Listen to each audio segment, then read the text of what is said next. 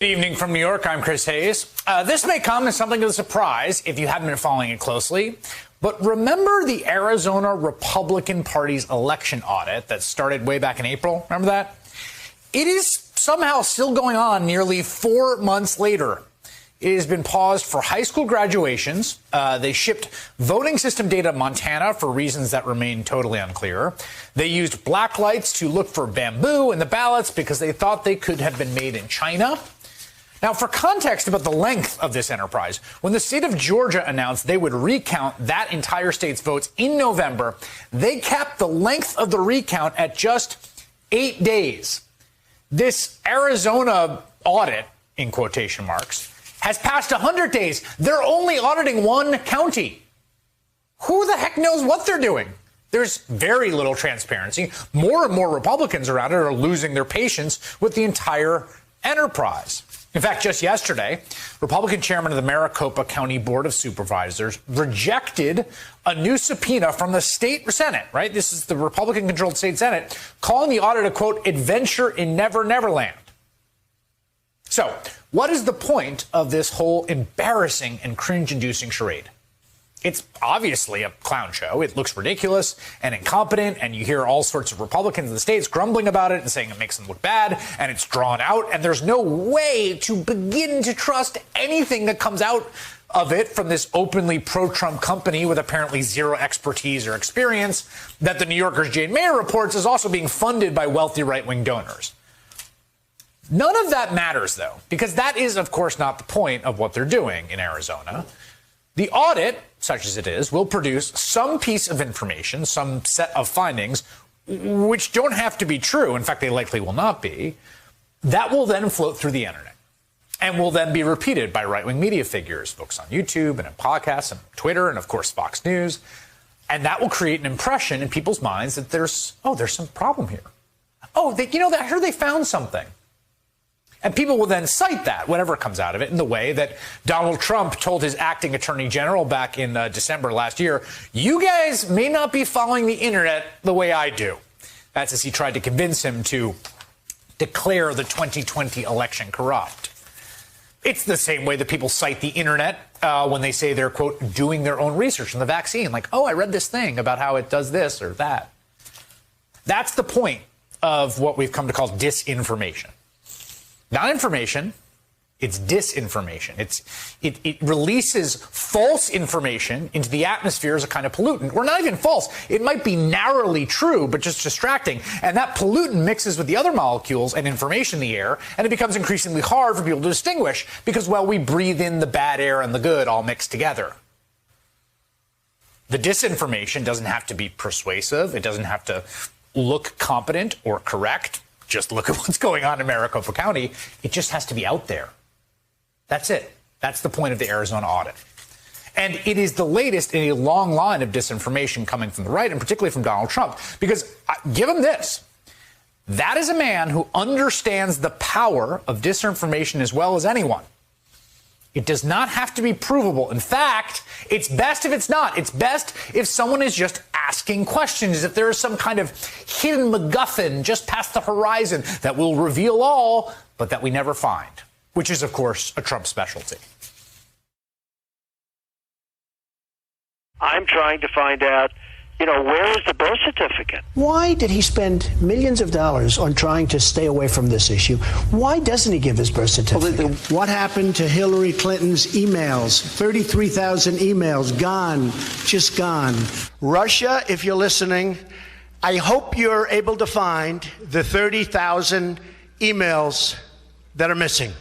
You have groups that are wondering why the FBI never took the server. Haven't they taken the server?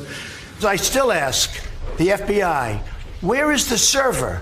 How come the FBI never got the server from the DNC? Where is the server? I want to know, where is the server and what is the server saying? And what about the whistleblower? The whistleblower got it all wrong. Who's the whistleblower? Who's the whistleblower? Who is the whistleblower? We have to know. And where is the person that gave the whistleblower the information? Because is that person a spy? Or does that person even exist? The county has, for whatever reason, also refused to produce the network routers. We want the routers. Why are these commissioners fighting not to give the routers? How simple could it be? Now think of this.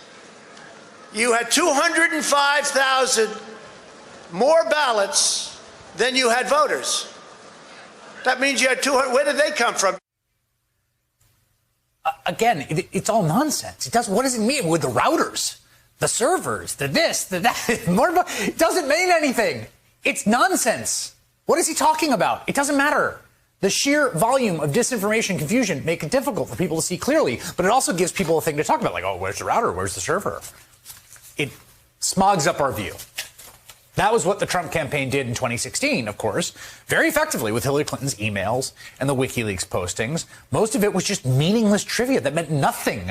But just because it was out there, it was a thing to talk about, a way to frame the Clinton campaign, and Donald Trump understood that was useful to him, and he used it. And that worked so well in 2016 that Trump tried to rerun the exact play against Joe Biden in the run-up to the 2020 election.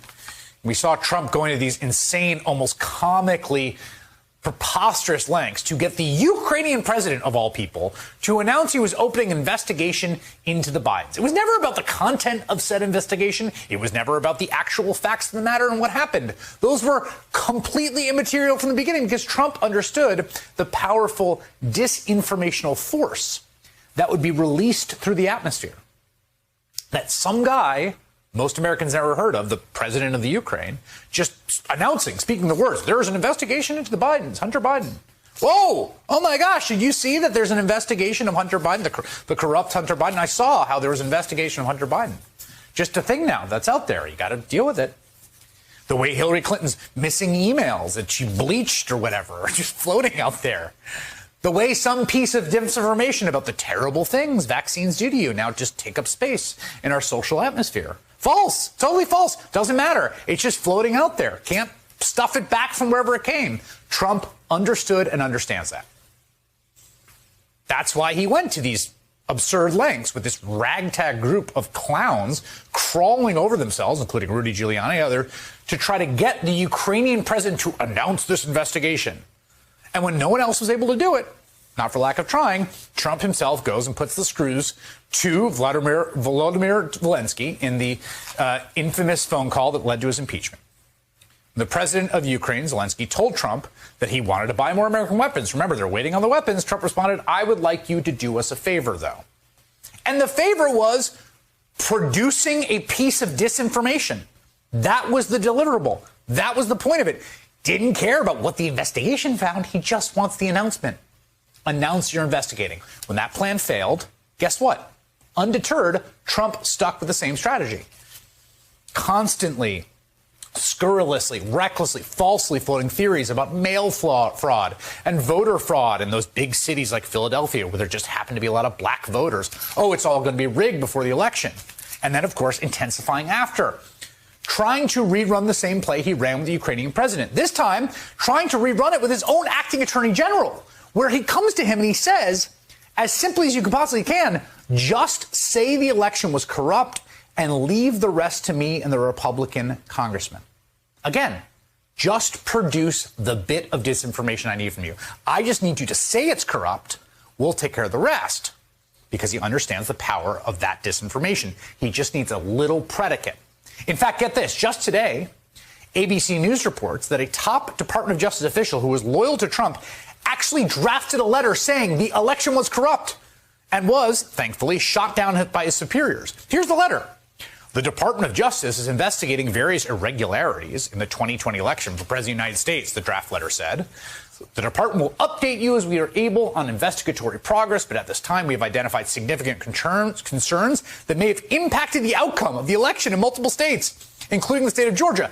That was a lie, of course, but can you imagine if the DOJ had released that publicly?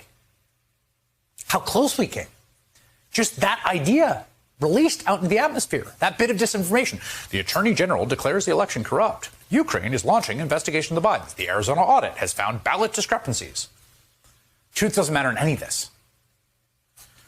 This stuff emanating, polluting the atmosphere that we all breathe, the informational atmosphere, it is really, at this moment, quite literally undermining both American public health and American democracy at the same time. The Republican Party, those loyal to Donald Trump, conservative movement, doing whatever it can to get official-sounding institutions to parrot Trump's lies. That's the entire goal of all this. And it is wreaking unbelievable damage. And it hasn't stopped. And it's not going to stop. And guess what? We're going to have more elections.